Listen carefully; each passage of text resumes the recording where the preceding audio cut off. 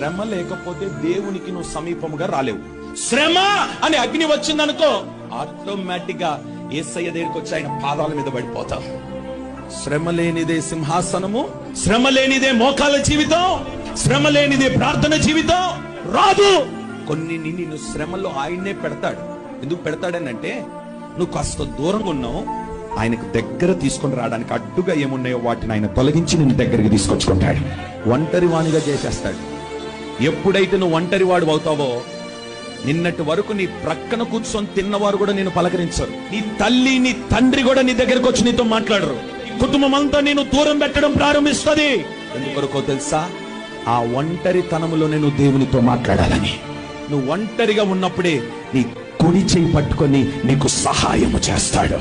నిన్ను శ్రమ పెడుతున్నాడు అని అంటే నువ్వు సంతోషించాలి. ఎందుకో తెలుసా? ఈ శ్రమ నాకు మేలాయను.